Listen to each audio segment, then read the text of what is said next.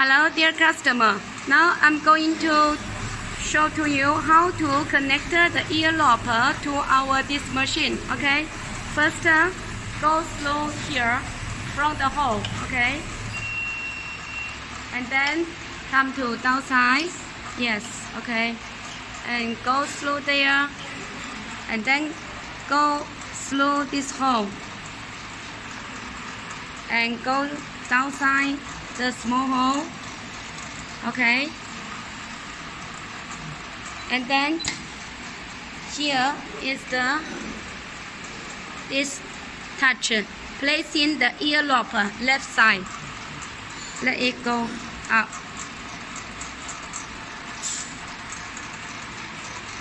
and then it passes from the hole. Did you see the hole? Okay. Past the hole. Okay. You can see the earlobe come out, and then pressing the earlobe and cutting the earlobe left, cutting. Okay. So it's finished. Just now cut one already. So now it's like that. Okay. So it's simple. For the light side also it's the same. You can see. You can see.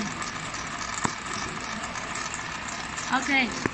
So it's a simple job to connect the earlobe to the machine. If they have anything not clearly, please let us know. Thank you.